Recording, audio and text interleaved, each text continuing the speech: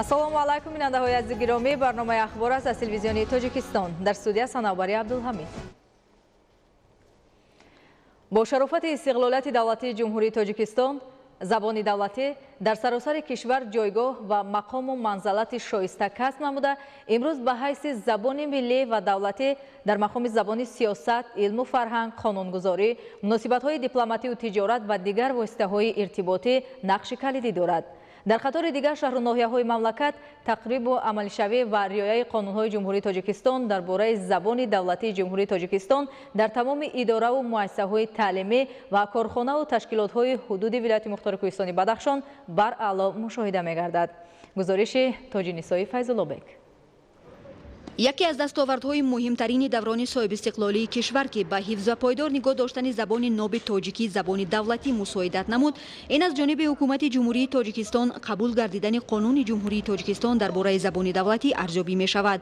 тибқи иттилои коршиносон, забони давлатӣ имрӯзҳо ҳамчун 23-юмин забони асосии олам муаррифӣ гардида дар баробари дигар забонҳои ҷаҳон ҷойгоҳи хосаеро пайдо намудааст. дар қатори дигар шаҳру навоии мамлакат мардуми саодатманди вилояти мухтори Кӯҳистони Бадахшон ба татбиқи забони шевову шоирона таваҷҷӯҳи беандоза дошта, барои пойдор ва бегазан ба мерос мондани он ба наслҳои оянда ҳиссаи арзишманд гузоштаанд. зеро забони давлатӣ яке аз рукнои асосии давлатсозии миллати тоҷик ба ҳисоб рафта, имрӯзҳо донишандозӣ, ҳуҷҷатгузорӣ ва муоширати тоҷикон тариқи риояи забони давлатӣ дар идораву муассисаҳо ва корхонаву ташкилотҳо бо ин забони модарии хеш ба роҳ монда шудааст. барои омӯзиши забони давлатӣ дар ҳудуди вилояти мухтори Кӯҳистони Бадахшон шароити мусоҳид фароҳам оварда шуда, бо мақсади пост доштани забони ноби тоҷикӣ ва муошират бо он дар донишгоҳ ва муассисаҳои оливу таълимӣ, идораву корхонаҳои давлативу хусусӣ озодона гуфтугузор мекунанд. барои ҳифзи муқаддасоти миллӣ забони давлатӣ, соҳибони забон бояд аз таърихи ин забони пуршебу фарози миллати кӯҳанбонёди тоҷик огоҳии бештаре дошта бошанд ва ҳамвора саъю талош намоянд то забони давлатиро дар қатори дигар муқаддасоти давлатдорӣ дар мақоми аввал ҷой дода, онро аз забонҳои ғайр ва калимаҳои бегона нигоҳ доранд. барои ҳифз намудани забони давлатӣ ин албатта аз худи мо соҳибони забон вобастагӣ дорад ва албатта аз худи таърихи ин забон, аз адабиёти ба ин забон маълум аст ки ин забон яке аз забонҳои оламшумул аст ва барои пост доштани он ҳар яке мо бояд саъю талош варзем. аз рӯи тадқиқотҳои забоншиносон аввалин бор дар таърих мардуми осиёи миёна миллати тоҷик, яъне ҳукумати ҷумҳурии Тоҷикистон таҳти роҳбарии пешвои муаззами миллат муҳтарам Эмомалӣ Раҳмон забони миллии худро ҳамчун забони тоҷикӣ эълон намуд. қабул гардидани қонуни ҷумҳурии Тоҷикистон дар бораи забони давлатӣ қадами устуворе дар ин самт гузошт то дар самти ҳимояи ин музаффариятҳои миллӣ ба дастовардҳои шоистаи комёб гарданд. бо шукргузорӣ аз даврони соҳибистиқлолии кишвар дар ҳудуди вилояти мухтори Кӯҳистони Бадахшон донишҷӯёну хонандагон аз дигар шаҳру ноҳияҳои кишвар таҳсили илм доранд ки монеае барои муоширати онҳо бо забони давлатӣ ба мушоҳида намерасад. дар идора муассисаҳо ва донишгоҳу донишкадаҳо бояд забони давлатӣ риоя карда шавад ва чӣ хел ки мо дар тӯли 4 сол аст ки дар донишгоҳи давлати шаҳри Хорух таҳсил карда истодаем, ба хубӣ риоя карда мешавад. морор зарур меояд ки барои густариши ҳарчи бештари забони давлатӣ дар тамоми ҷабҳаҳои зиндагӣ бо забони модарии худ ки гузаштагони миллати тоҷик асарҳо ва достонҳои пурҳикмати худро офариданд, бо масъулияти баланд онро поку беолоиш ва бегазанд ба наслҳои оянда ба ёдгор гузорем. Тоҷинисои Файзуллобек, Муборакшои Рустам барои барномаи ахбор аз вилояти мухтори Кӯҳистони Бадахшон. забон ба мисли парчам нишон ва суруди миллӣ яке аз муқаддасоти давлат маҳсуб ёфта, ҳукумати ҷумҳурии Тоҷикистон дар ҷодаи ҳимоя ва рушди забони давлатӣ як қатор тадбирҳои судмандро мавриди амал қарор дода истодааст. халқи тоҷик дар охири солҳои 80-уми қарни гузашта муборизаи хешро баҳри истиқлоли ҷумҳурӣ маҳз аз талош баҳри эълон намудани забони тоҷикӣ ҳамчун забони давлатӣ дар қаламрави Тоҷикистон шурӯъ карда буд. қонуни забон дар ҷумҳуриҳои собиқ иттиҳоди шӯравӣ яке аз аввалинҳо шуда дар ҷумҳурии Тоҷикистон қабул гардид. бо гузашти солҳо давлати тоҷикон бо роҳбарии асосгузори сулҳу ваҳдати миллӣ, пешвои миллат, президенти ҷумҳурии Тоҷикистон муҳтарам Эмомалӣ Раҳмон дар назди зиёён баҳри рушду инкишофи забони тоҷикӣ و بدین وسیله پیشرفت فرهنگ ملی وظیفه‌های پرمسئولیت گذاشتند. در سالهای صاحب استقلالی کشوری عزیزمان سیاست زبان تشکل یافته به خود تجربه پرارزش آورد. از جمله با مقصد تطبیق عملی قانون جمهوری تاجیکستان درباره زبان دولتی در جمهوری تاجیکستان در نزد مقامات اجرایی حکومت دولتی ناحیه رشت کمیسیای مخصوص عمل کرده آن فعالیتش را در اساس برنامه رشد زبان دولتی راه‌اندازی نموده است. در چاره‌بینی برای سهمگذاری در رشد زبان و پیشرفت تعلیم و تربیت شاگردان به یک قطار آموزگاران دانشکده آموزگاری، کالج طبی، آموزگاری و مهندسی و مؤسسه های تعلیمی افتخارنامه و تحفه های خاطروی قدردانی کرده شدند.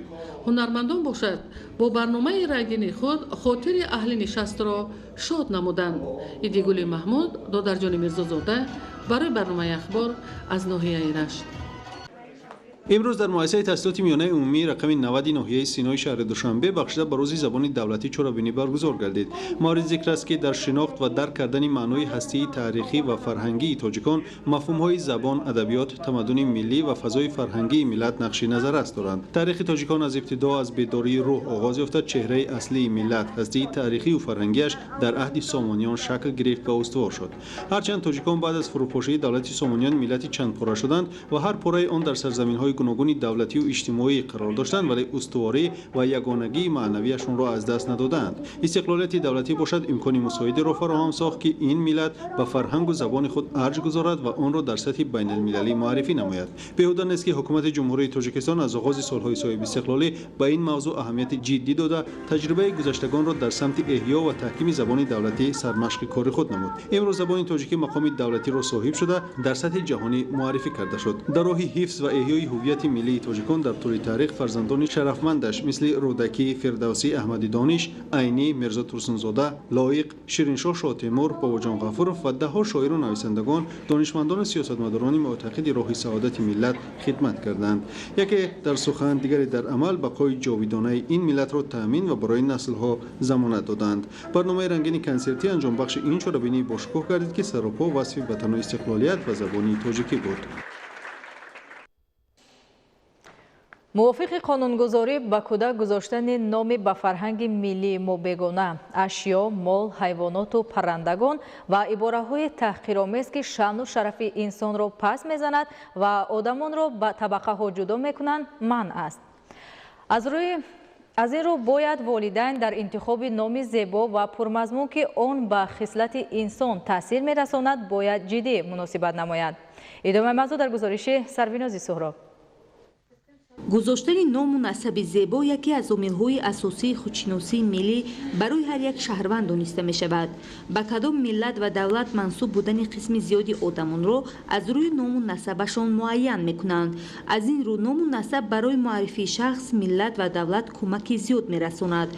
پدر و مادران را ضرور است که در انتخاب نام فرزند جدی مناسبت نمایند. نام نکو در اساس رضایت پدر و مادر با نظرداشت ارزش‌های تاریخی و فرهنگ ملی تاجیکی باید گذاشته شود. موافق قانونگذاری به کودک گذاشتن نام به فرهنگ ملی ما بیگانه، نام اشیا، مال، حیوانات و پرندگان، نام و عباره‌های تحقیرآمیز که شأن و شرف انسان را پس می‌زنند و آدمان را به طبقه‌ها جدا می‌کنند منع است. نام سودیس، عزیر، سمیه، اسماء، بنیامین، چنین نام ها از چی باشد که خیلی زیاد شهروندان مراجعت میکنند که چنین نام ها و فرزندان آنها مانده شود. معنای نام سودیس دندانی هفتم اشتر بوده است و به این اجازت داده نشده است. این چنین با عزیر که البته کلمه‌ای که به معنای لغوی تاجیکی ما یگان نزدیکی ندارد، به همین خاطر شاید رد کرده شده باشد و یعنی که این دلیل خود را نیافته از طرف کمیته زبان و اصطلاحات رد کرده شده است، ولی متاسفانه شهروندان پیوسته چنین نام ها را میخواهم به فرزندان خود نامگذاری نمایند. نباید سنگ، چوب، باران، مردم مثلا دوره پیش مردم موابد از نگاه همین امروزه شرایط اصل ما اصلی 21 و اصلی 21 الله که نامگذاری باید تماما دیگر باشد.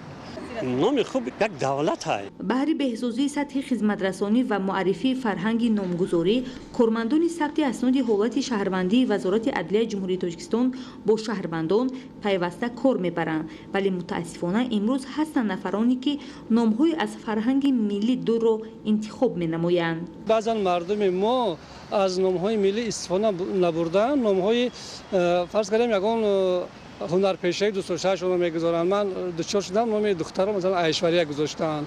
این هیچ وقت برای در گویم نامگذاری ملی ما موافقت نمیکنند، مطابق نیست. این قدر نامهای زیبایی گویم در تاجیکی برای دخترها هست که گذشتگانمون استفاده می‌کنن، مثلا گردآفرید، منیژه، خب زبونیسا. برای اون نفرانی که شکل درستی نامگذاری و نوشت آن را نمیدانند و یا معلومات گرفتنی هستند، می توانند از فرهنگ نام‌های ملی تاجیکی استفاده نمایند. نام‌هایی که من در قبل گفتم که با نامگذاری ملی ما موافقت نمی‌کند، منم جانبدار آنم که بگذار اون نام گذاشته نشود، زیرا آینده باعث خجالت همه فرزندان نبره می‌شود.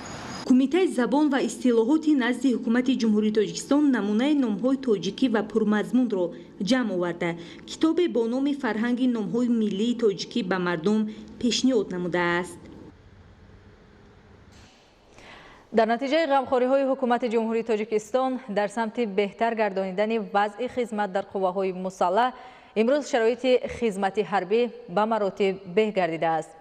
در دعوت تیرماهی جوانان شهر و ناحیه‌های ولایت سوخت با حس بلند مسئولیت شناسی و احساس وطن دوستی با کمیسریت حربی حاضر شده بعد گذشتن از تشخیص طبی و معین گردیدن سالمی آنها اجازت در صف ارتش ملی خدمت کردن را به دست آوردند. گزارش خبرنگاران ما.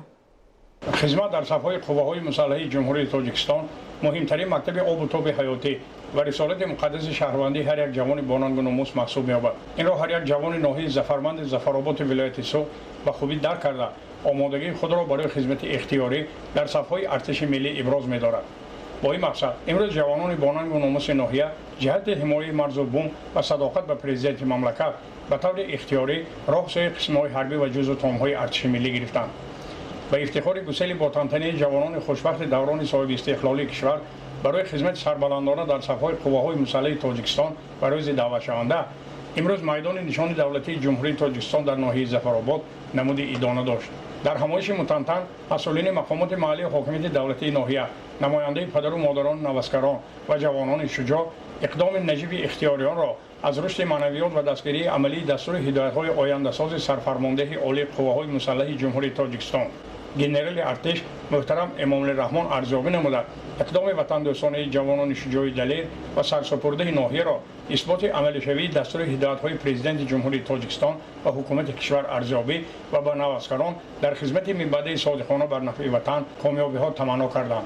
محض در صف‌های قواهای مسلح تاجیکستان خدمت صافدلانه به جا آورده جوانان از مکتب آب و تاب حیاتی می‌گذرند، سبق شجاعت و مردانگی می‌گیرند و محافظت کردن خاک پاک و مقدس وطن را می‌آموزند. امروز باعث شرف و خرسندی است که من در قطار ده‌ها نفر دعوت شوندگان اختیاراً به صف قوای مسلح جمهوری تاجیکستان رفته ایستادم. خدمت به وطن قرض مقدس هر یک شهروند با ننگ و ناموس ملت و جوان مردان می باشد. خدمت در صف قوای مسلح مملکت مهمترین مکتب حیاتی بوده. محض در همین جا جوان مردان سبق شجاعتی مردانگی را میگیرند. پیش از گسیل اختیاریان برای خدمت در صف‌های قواهای مسلح مملکت معرکه ملی نانگزان دایر گردید. مادران سعادتمند به خاطر خدمت صادقانه برای خلق و وطن و صحت و سلامت برگشتن افسران به جگرگوشه‌هایشان نان گزانیده فاتحه نیک دادند. در روز یکم گسیل نوسکران به صف قواهای مسلح جمهوری تاجیکستان با برگزاری مراسم تنتنوی در ناحیه مسجد 90 نفر اختیاران را برای خدمت به وطن و ملت گسیل نمودند. رهبریت ناحیه مسجد ضمن مراسم تنتنوی تاکید داشتند که مایه خرسندی است که جوانان ناحیه پیش از همه دستگیری و غمخوری‌های پیوسته پیشوای ملت محترم امام علی رحمان را به خوبی درک نموده سیاست خیرتمندانه و سازنده‌شان را احساس می‌نمایند و به خاطر خاطر حمایت مرز و بوم وطنی عزیز و پایداری وحدت و استقلالیت دولتی در صف قوه‌های مسلح جمهوری صادقانه خدمت می‌نمایند. همچنین تاکید کرده شد که منفعت دولت از منفعت جامعه و خلق سرچشمه می‌گیرد. از این لحاظ حمایت منفعت‌های ملی دولت از جمله وظیفه‌های مقدس جوانان تاجیک میباشد. از این خاطر جوانان را ضرور است که از خدمت در صف قوه‌های مسلح خود را کنار نگیرند و به قدر تنجی و آرامی کشور و پیشرفت وضع اقتصادی مملکت رسیده وطن را حمایت کنند. در ختم مراسم سربازان و افسران قسم‌های نظامی و دسته هوسکاران بخش فرهنگ ناحیه برنامه جالب کنسرتی را منظور جوانان و والدین نمودند.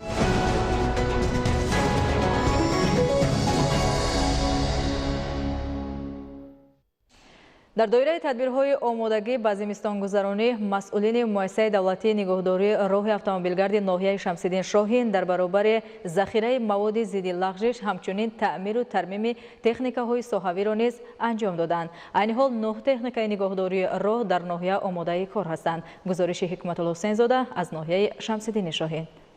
کارمندان مؤسسه دولتی نگهداری راه‌های اتومبیلگرد ناحیه شمس‌الدین شاهین تمام کوشش خود را به آن روانه کردند که دوره تیرما و زمستانی سالهای 2019-2020 حرکت منتظم واسطه‌های نقلیات را تامین نمایند. مؤسسه دارای 41.5 کیلومتر راه‌های اهمیت جمهوری داشته، 128.2 کیلومتر راه‌های محلی و 49.5 کیلومتر راه‌های بین‌المللی میباشد. در دوام 9 ماه سال 2019 کارهای انجام یافته برای تامین حرکت به خطر نقلیات زیاده از 219,000 سامانی را تشکیل می‌دهد. 1147 متر کوبی